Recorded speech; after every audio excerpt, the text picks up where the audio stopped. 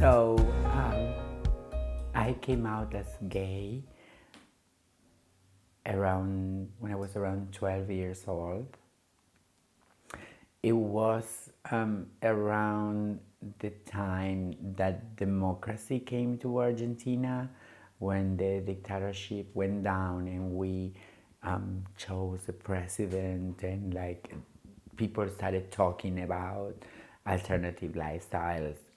I told my mother that I was gay, that I like boys, and she had a real hard time with it. Even though we were transitioning to a democracy, the way of thinking of people were still stuck in a dictatorship. So I don't think like she really had a problem with me coming out of gay. She had a problem with the idea that involves, right? That involves an idea of having, your child being different, and how, the system and society was gonna take me. It took her like, a couple of weeks, like we didn't even talk, and she was crying all the time. She was crying. But again, I think it was because of what it involved that with that coming out moment. Then when I was 17, I finished high school and I went to the big city of Rosario. I'm from Galvez, which is a very small city in the middle of Argentina. So I went to university there and I started going to school, and that's when I met the first trans person that I ever met, another trans woman. She was and still is gorgeous, and she kind of like embodied everything that I wanted to be when it comes to looks. So I met her, and I also found out that I wasn't crazy, that being trans was an actual thing. So and everything made sense, like every all these feelings that I had during those 17 years kind of like made sense all of a sudden. So it's people like me, I can be this thing, right, that we call trans. So it was a whole realization for me. So I came out to my mom as trans, and she was kind of like, "What do you mean? What is this?" And I'm like, "Why are you freaking out?"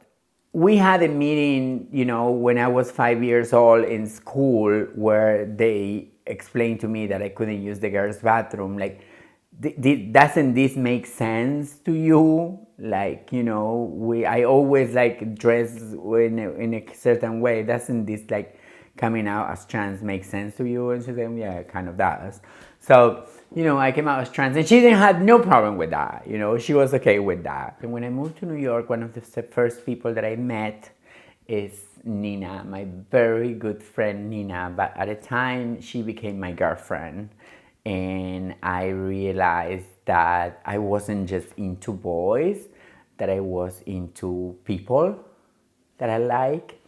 We were in a relationship for a couple of years. So I called my mom and I said, "Mom, I found love in New York. I'm in a relationship." She's like, "Yeah, oh my God, I'm so excited for you. Who is he?"